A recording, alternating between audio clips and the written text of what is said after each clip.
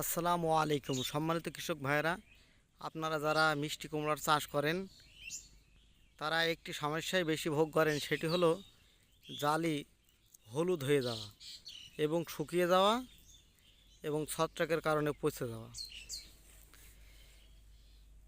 এই কারণটির জন্য আপনারা যে ব্যবস্থাগুলো গ্রহণ করবেন সেটি হলো, এই দেখুন, এটি হচ্ছে মাছি পোকার আক্রমণ।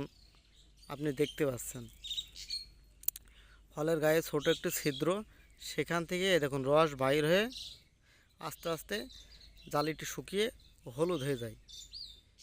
এজন্য আপনারা যে পদক্ষেপগুলো নেবেন সেটি হলো, সপ্তাহে একদিন সিনজেন্টা কোম্পানির কীটনাশক ব্যবহার করবেন সবিক্রণ, এবং ব্যবহার করবেন সেক্স ফ্রেমন ফাদ মাছি পোকার জন্য। আরও ব্যবহার করবেন হলুদ আঠালো ফাদ।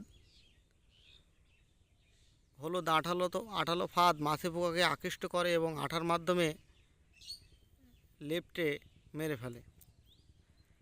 আর আপনারা কুমড়োর অধিক ফলন পেতে যেটি ব্যবহার করবেন সেটি হলো, কুমড়োর এই লতাকে এত জোরে বাড়তে দেবেন না। আপনারা কুমড়োর লতাকে এত দ্রুত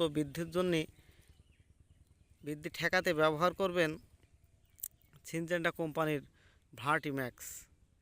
আপনারা এই কীটনাশকটি ব্যবহার করবেন বেলা 2টার দিকে, একটু রোদ থাকতে। প্রতি লিটার পানিতে 1 মিলি হারে ব্যবহার করবেন। আপনাদের গাছগুলো একটু ছোট বাড়বে, বিভিন্ন ধরনের শোষক পোকা এবং মাকড় দমন হবে এবং আপনাদের গাছে পর্যাপ্ত পরিমাণে কুমড়ো হবে। কুমড়োর কালার এরকম সুন্দর থাকবে। আসসালামু আলাইকুম সম্মানিত কৃষক ভাইরা, দেখা হবে আবার নতুন কোনো ভিডিওতে।